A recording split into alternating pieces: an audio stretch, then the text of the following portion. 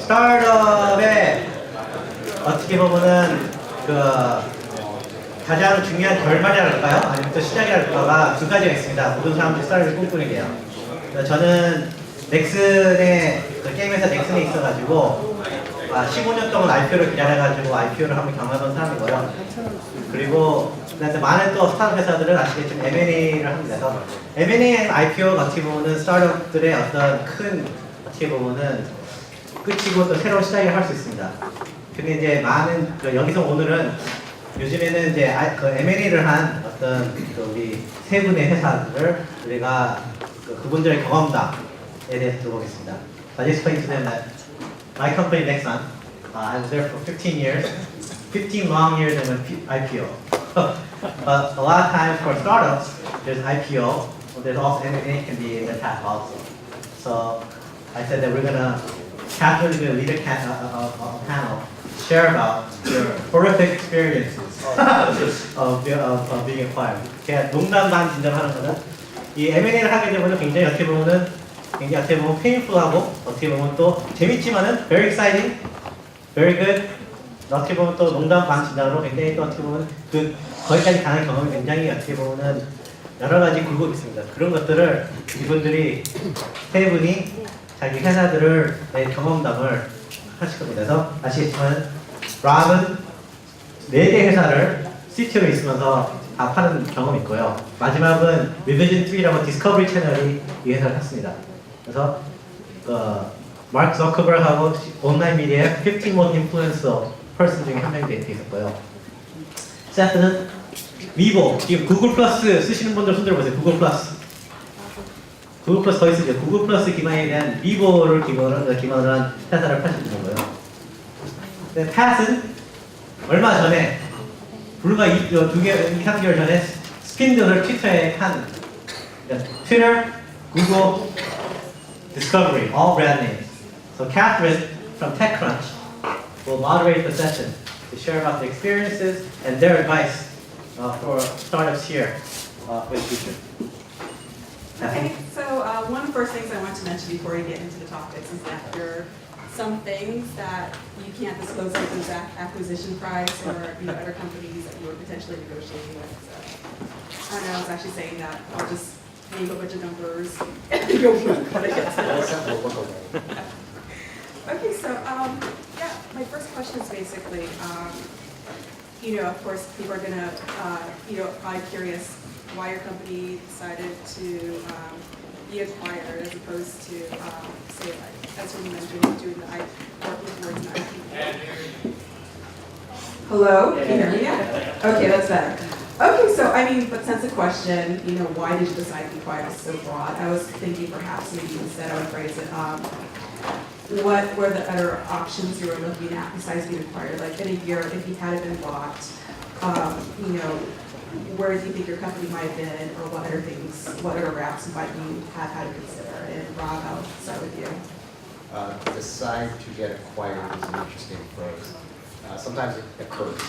So what we had done was we had built up a technology and a following for our production that caught the attention of Discovery, and they essentially came to us.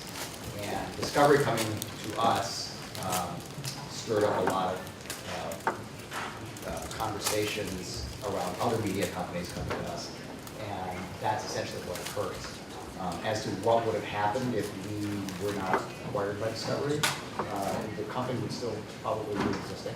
We would build on our own ad model and we would do our own distribution. And I should probably have started this by saying, did the people know what Revision3 did?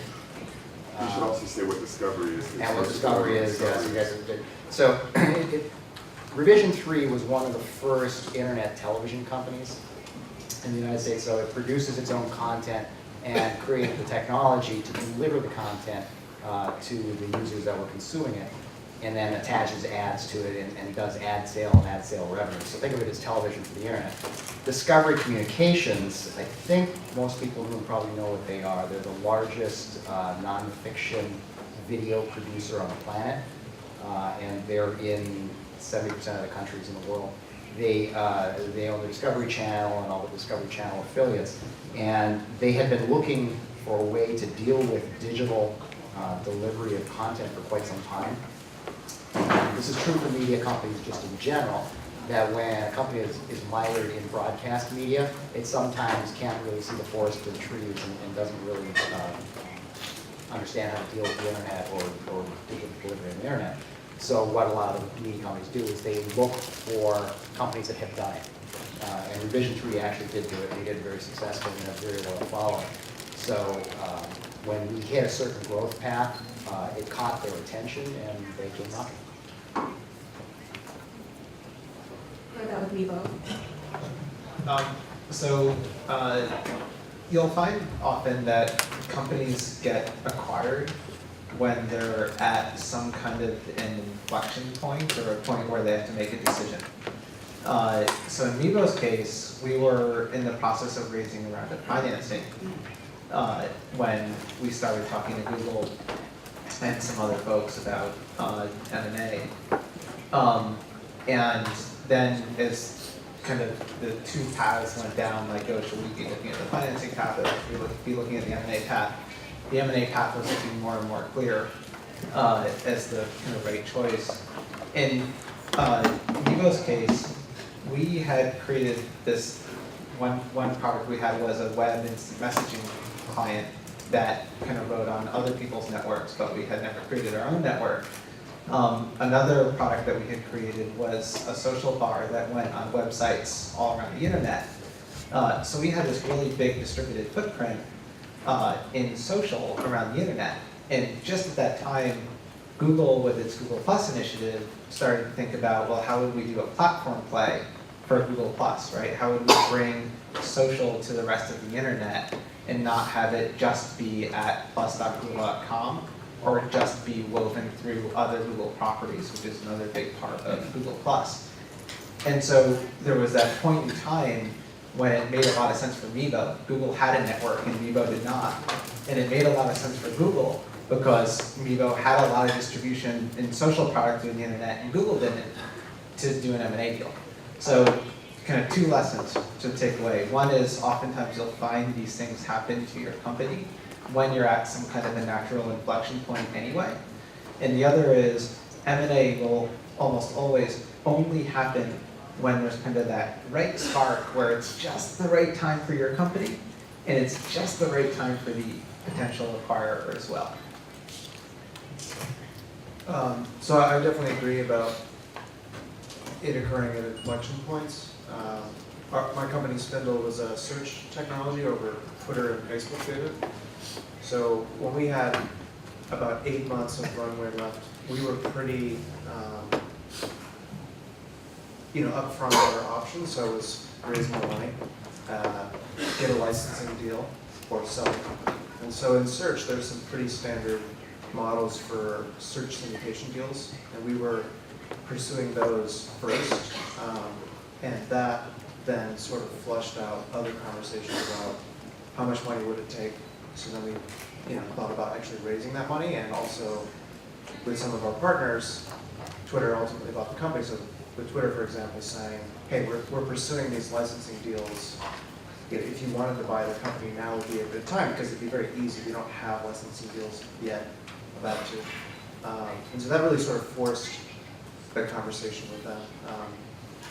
And of course, when we ultimately sold, I think we were down to a month from either raising more money, getting the company sold, or running out of money and going out of business. So, to your point, these things, oftentimes, people think about, why did you choose to sell the company? As the founder of the company, it's say your sole job not to run a business, and you just you have to force all your options and get a deal done. So we were able to get it done. I think we all thought that was a funny question. Like, when did you decide this? What about, where I know that you can't name specific names, but I mean, there were more than one company that was looking at you. Could you tell me about, your impact in your case, why you ultimately decided to agree to be purchased by Twitter? What did you like about them? Sure. So, ultimately it comes down to numbers and who actually is ready to sign a contract. But for us, one of the things we really liked about Twitter is our core value proposition was providing structure over the data. And so we were able to take the exhaustive tweets or Facebook posts and other things and produce results that those two companies couldn't do on their own. And in hindsight, going through the process, Twitter has the most unstructured data. They don't know which account is a business, which is a person. If it is a business, is it a restaurant? Is it a lawyer? They just know nothing about the accounts that they have. And our software was able to make those annotations for them and then service the results. So in hindsight, it makes sense because it was a great solution for them. And then also, I find, I'm curious if you guys agree, that when you have these conversations, they tend to be pretty upfront about what their roadmap is and what they're thinking about doing. And it's often just a conversation of, hey, we're thinking about moving into this space. We like some of the things you're doing. Does it make sense for you guys to come in with your technology, with your experience, and do it here versus we're going to do it on our own. Now, of course, some of that I think is bluster because they're saying, we'll do it on our own if you don't sell your company. But they tend to be pretty upfront conversations. So we really felt that what we were doing fit into their roadmap that would actually see the light of day. And I think when you're selling your company, that's important. You really want your product and your vision to actually survive in the company that buys it. So for those reasons, they actually were willing to do a deal, and then also we thought that it was a uniquely appropriate solution for Twitter. Bob, in your case, I was in terms of the discussions that you had, the discovery, how did you know that they would continue to kind of honor your independence in terms of content? The simple answer is they said they would. So I've gone through a couple of M&A activities in previous companies, and you get a hint during the negotiation process what they plan to do with you. And sometimes it's dissect you and cut you up and distribute you through the company. But in the case of Discovery, they were extremely upfront about what they wanted to do. They were, it was an interesting pairing because Revision3 started out with two guys getting drunk on a couch talking about the top 10 news stories of the day. And then here's the Discovery Channel that creates these beautiful nature documentaries. And why those two things made sense to fit together was an interesting conversation in and of itself. But Discovery knew that we had caught the zeitgeist of a certain demographic on the internet, and they wanted that flash. They wanted that kind of attraction on their internet properties. So they, during the entire process of due diligence, which we call the process of discovery into the company that you're purchasing, they were very upfront. They said, we do not want to screw with you at all. We want to leave you alone as much as possible, and let you do what you do and teach us how to do this. So Seth, one of the things that you mentioned was that you kind of had a spark or synergy with Google. Could you kind of talk about that? Yeah. Can all of you use the microphone? It's hard to hear you. Yep. So with when we were going through this process, I think the kind of team at Meebo and I were all like, oh man, if we're going to sell the company to anybody, we really, really hope it's Google. So that turned out pretty well. We were happy about that. The reasons were a couple. One is we perceived that the culture fit between us and Google was really, really strong. So people totally underestimate or undervalue how much you have to like and get along with the people that you work with. If you don't, then every day that you go into work is miserable. And I don't know about all of you, but one of the reasons I started the company is I didn't want to be miserable at work. And so it seemed like a good idea to, if we were going to sell the company, to sell it to people who we really wanted to work with. So people was a really big part of it. Another part of it was Google with Google Plus was making this really strong effort to get social right. And they were, they explained to us in the M&A process, they were doing it in 3 ways. It's like, we have this social destination at plus.google.com. And then Google Plus is really this, kind of social fabric that's woven throughout every Google property, from search to maps to Android to YouTube. And then we want to take all that stuff we do for ourselves and make it available to the rest of the internet. And you guys have already built a product around that, but now we want you to come into Google and we want you to just own it. And so they were saying to us, hey, your team is going to stay together, right? You're still going to be the same crew that you were, but now you're going to get all of the resources of Google as well.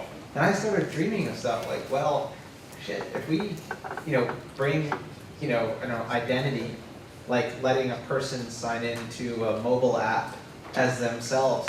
At Google, you could do crazy things like they sign onto a website and they already have an Android phone sitting in their pocket, and so ask the person on the website, do you want the Android app? And if they say yes, you just download it without them ever touching their phone. Or someone signs onto a WordPress blog, Sharon does, and then the next time that blog comes up in Google search, her picture and name and byline appear in Google search. Like, these are things you could do as part of Google if you thought expansively about the opportunity. So the product opportunity seemed really cool. So it's kind of, product opportunity is awesome. Our team got to stay together and kind of fundamentally own the space, and we really liked the people. We liked the culture. So, we've been talking about how complex the kind of, you didn't just make a decision to be acquired, and then obviously the negotiation, the process of figuring out who you want to sell to is all really complex. I was wondering if you could tell me just, during negotiations, could you give me maybe an example of one or two things you had to compromise on, and also what would have been deal breakers for you during the negotiation process? Maybe start with you, Pat. Yeah, so my company was located in Boston. Twitter's in San Francisco. So the single biggest issue was they said everyone has to move to San Francisco. So for my founders and I, that's easy to have that conversation amongst 2 or 3 people, but there were 14 people at the company. It's, you sit down with someone, you say, hey, we're going to sell the company. Great. And it's Twitter. Fantastic. And do you want to move to San Francisco? So, all the guys on the team, were married, had kids, families, real commitments to Boston. So it's a huge decision, obviously, to get up and move across the country. So everyone ultimately did, but that was definitely challenging to work through. What would have been a deal breaker for you? Yeah, so a deal breaker for us, well, that was almost a deal breaker. That was the single biggest issue. And there was times, Twitter was really great during that process. They gave us, I think, an extended period of time to think about it because it was a very personal decision. They flew everyone out multiple times, made everyone feel really good about it. Then they helped people move. But people were in and then not so sure. One of the guys on the team, his wife was expecting her first child like a week after we were going to close the deal. So they gave him, extended paternity leave to work through that. So that was definitely, as you can imagine, a huge complex issue to work through. But they were great, so we got through that. Seth, what about compromises and deal breakers? Yep. So I think what would have been a deal breaker is, it kind of goes back to this culture thing. You hear these stories about other people going through M&A deals, and some of them were really terrible. Like, at the last second, the acquirer said, oh, literally like the day you're about to sign the contract, and they come back to you and they're like, oh, hey, by the way, the price, yeah, it's actually 20% less than we said it was going to be, right? And that's terrible. They at that point, they got you. Like, you've done so much with your company to kind of prep it for M&A. They actually have the power to do something like that. And if someone did something like that, that would actually be a complete deal breaker to me. Because that's not a set of people that you want to work with, right? And so one of the things that I was really looking for throughout this process is, some parts of mergers and acquisitions, unfortunately, are zero sum, right? Like, I get it or you get it. It goes one way or the other. And so when things are zero sum is when people show their true colors, right? You find out like who's really a good person and who's not. And so I was looking for, did they conduct themselves really well through the process? The other stuff that I paid a lot of attention to in the deal was the team. So, they're all like, what's the price and what are the random escrow and all this stuff that gets negotiated through, fine, you trade on that stuff and whatever. But the team mattered to me a lot, right? Where were people going into Google? What would their levels be? Would there seniority transfer from Meebo over to Google? Stuff that was about the people. Because one thing you need to remember, when you sell your company, what's happening. But in Meebo's case, we had 200 people. And so this is a life-changing event for 200 people when we're selling our company. And it was so important to me that it was a positive, life-changing event for these 200 people. And they will remember what you as the founder or CEO did for them in the deal. And your reputation at some level will live or die on what you do in those interesting times. So the people is one of the things that I paid a ton of attention to through the process. That's probably the most important. You really are remembered in perpetuity. Oh, sorry. No, I think I ran out of power, guys. I think it just went out. A little red light on here. Okay, So I just, can you put it closer to your mouth? I could, but perhaps I will, perhaps I won't. This one actually works. That's the problem. This was the most important point, because people will remember in perpetuity, down to the janitor who changes the urinal cakes, if your CEO screwed you or your founder screwed you going forward. And Can you put your mic closer? I could. How's that? Better.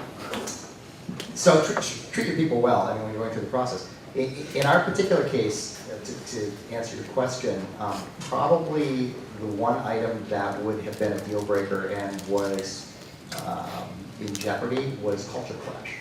So media companies are very funny. All the other M&As I've gone through have been tech companies, and this was a media publishing company that relied fairly heavily on technology, and is being purchased by one of the largest media companies on planet Earth. And when you are one of the largest media companies on planet Earth, you have a very fine line about what you say in PR and how you respond in social media and how you talk about your shows that are up and coming. And that's in direct contradiction to the way the internet actually operates. Revision3's audience grew and grew and grew and became very, very loyal, and in return paid that loyalty back to the advertisers by having a very one-to-one correspondence between the user community or the viewing community and I'm a tech guy. Between the viewing community and the hosts of the shows. And if that balance had been disrupted, everything that we had done as a company would have fallen flat.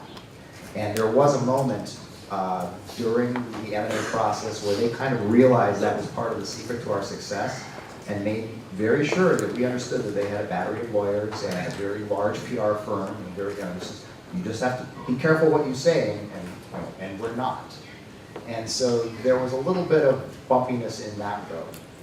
And when they saw the results after they did the purchase, and we still had Patrick, Norton, and Veronica talking to the users over Twitter or G+ or Facebook, and they saw that was an uncontrolled environment that was actually producing a positive effect. That actually spread upward into Discovery. So the other properties that were part of Discovery's digital media group sort of incorporated that kind of funness, I guess, interacting with the audience, and that was a new thing for them. So in that particular case, that would have been a deal breaker from the point of view of they would have shot themselves in the foot if they had stopped the process. Rob, how many employees did Revision3 have when you were in talks with Discovery? It's great to ask that. 40-ish, 50, something like that. And with contractors and interns, it kind of went up and down, but somewhere around 40 to 50 mark. There's currently about 110 to 20 there now, so they ramped this up. Because I was actually kind of curious, because all three of you, in answering the question about compromises, you all spoke that it was very important for, one of the things that we kept in mind was the effect that it was having on your employees or teams, even though each of your companies were of different sizes at the time of the acquisition. And, I know it's a delicate balance. Well, I worked at Dow Jones when the Bancroft family was in negotiations with News Corp being purchased by Rupert Murdoch. And of course, all of the staffers had very specific opinions about that. We were all upset. We didn't know what to be upset about or how alarmed we should be because there was obviously a lot that wasn't being disclosed to us. And there were a lot of things that the Bancroft family can tell us. News Corp was obviously not going to tell us. And all of them were probably in a similar situation in terms of probably being surrounded by people who were obviously very curious about what was happening in negotiations and who had a very vested personal interest, but there was a limit to how much you could tell them. So we're going to tell me basically about how you handled that, what the atmosphere of your company was like during negotiations. You want to go first? The other interesting thing that goes hand in hand, we're all kind of got a cold, so sorry. With what was set up here earlier is there's certain things you cannot tell the rest of the employees that's occurring. And some of those things involve M&A activities. And it was a very strange time because what happens is what the company sees is the executive staff goes into a back room and locks the door, and then guys in suits come in. And so there's a lot of that happening, and people aren't idiots, and they know that something is going on, but they're not really sure what. And they're all trying to find out through their own channels, rumor channels, what's happening. So you wind up taking the negotiations off-site. So we had set up a legal firm to handle the brokerage between Discovery and Revision3, but that's not good either because suddenly the entire executive staff gets up and they're gone Thursday and Friday. Where do they go? So there's this weird dance that goes on between what you need to do to get work done as part of your daily routine in the company and what you need to do to get work done for the M&A activity. And then it gets even weirder because at some point you've got to start inquiring with a lot of the employees that work for maybe your managers as to you need data about something, or you need financial information, and they all start adding it up, and nobody says anything. So it's just kind of strange, feeling around the house that there's something going on, and we all kind of know what's going on, but nobody's going to say what's going on, and our mom and dad getting divorced, and what's happening. So that's a Yeah, that's pretty much the way it happens. I don't think we're going to say anything different. I mean, you have a few employees who you have to tell early on what's happening because you need data from them, basically. And then as the process goes along, more and more employees find out. I guess the one thing that is very challenging about that situation is you get further down the road to potentially doing a deal and more employees find out about it. It does impact the psychology of the company. It becomes very hard to pull back because people start imagining their future as part of the acquirer. So it's like, oh, this is my future as part of Google. And they kind of psychologically start kind of disassociating with the startup, right? And psychologically start associating with the new co. And so the damage that can be done to the company if the deal does not go through can be very, very high. That's why I said before that, if an acquirer at the 11th hour does something like say, oh, you have to take 20% less, that can be really bad because you really are in a very difficult spot at that point because of what has happened to your company to get to that point. So, it's a tricky balance, and at some point in the process, it really does feel a little out of control. Because so many people now know, and you just hope that you kind of pointed the ship in the right direction and it lands appropriately. Yeah, so I agree with what they both said. In our case, though, everyone ultimately did know. At such a small company that everyone owned a really core part of what we had built, and through diligence with multiple parties at different times, I had to say, hey, I need you to get on a plane and go to San Francisco and have a meeting and you're gonna tell them everything about what you've done. And, you know, at that point, you kind of got to tell each person so everyone ultimately found out. You know, I found the hardest part of the entire process was when everyone actually knew toward the end, because at that point, you know, it's the expectations game with the employees. And so when you're just off negotiating on your own, I think, you know, when you do your financing, some deals close, some deals don't close, some people back out, some people don't back out. And so you, I think, get accustomed to people saying no. And the guys on the team don't have those experiences. And so for them, when they're saying, okay, there's a chance we're gonna sell the company to Twitter, and like you're saying, they start to associate themselves with that company, then, you know, you have to tell them, hey, this is why it's great. This is why we're going. This is why we have a better feature inside of Twitter than this little company. Everyone's excited. You have dinner with, you know, one of the guys and his partner to talk about whether or not they're going to move to California. So at that point for me, I mean, just the pressure was just so intense of, okay, this is beyond just money and beyond just getting a deal closed. This is really people's lives. I got to get a deal done. So that was a hard thing to work through for me. So in terms of, you know, the way you envisioned your potential future at your acquirer versus how it's actually turned out, what's been the most unexpected part of like your, you know, your new lives now? Well, so I ultimately opted not to go to Twitter. So for me, it's definitely turned out differently. From the guys, you know, they now can't tell me exactly what they're doing. They're all very happy though. I mean, they, especially, you know, Twitter going through their IPO and whatnot, you know, these companies, you know, Twitter, Facebook, Google, I'm not sure, Discovery, they're great places to work. You know, they have an amazing lifestyle. You know, they talk about the food, things like that, but it's beyond that. They're just great places to work. And so they're really happy both with, you know, the company being at Twitter, and they're also really excited about what they're working on. So I think, you know, I think this is something. So I had this big fear that we would go into Google, and yeah, I hadn't had a boss, right, in like 7 years. And so all of a sudden I was gonna have a boss. And I was scared that my boss was gonna tell me what to do. And then I, you know, go on a walk with my boss once the deal happens, and I'm kind of asking him a bunch of questions, you know, because now the deal's done, they can actually tell me like stuff, right?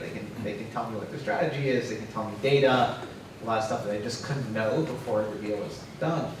And I kind of like thought about everything he said, and I said, okay, well, it seems like your strategy roughly for platform for this area I was taking over would be blah blah. And he said to me, no, Seth, you know, I don't know, it's you. Like, you figure out what the strategy is for, you know, platform. And I was like, oh, that sounds great. So it's the kind of best surprise that has been really positive is the theory of the deal became the reality. Like, you guys are coming in to run this area of Google. You run it. That means you figure out the strategy. You figure out the products that you want to deploy. It's yours. You own it. Go. That's been awesome. Yeah, very similar experience. Discovery, as Matt pointed out, these are all great companies. Discovery is a good place to be, especially if you are a production person. If you wouldn't want to work at a company that does what they do on a regular basis. And, you know, for my part, this is October 1st, right? As of yesterday, I'm not at Discovery anymore. So I was the CTO of Discovery Digital Networks for 18 months. We were purchased 18 months ago. And this was always a planned, staged exit for myself because at the level that they're at, we built what we intended to build, and it works. We have a platform delivery system for online video content that attaches ads that can be used from anywhere in the world. It delivers out through you know, this global CDN network to, you know, a billion people basically, and it works with no scalability issues. So the research side of all of this and the technology side of all of this really did come to a natural conclusion. So in my particular case, it was great. You know, and I still am in contact with everybody's there. I'm still in contact with everybody's there. The tech team's having a good time, the production team is having a ball.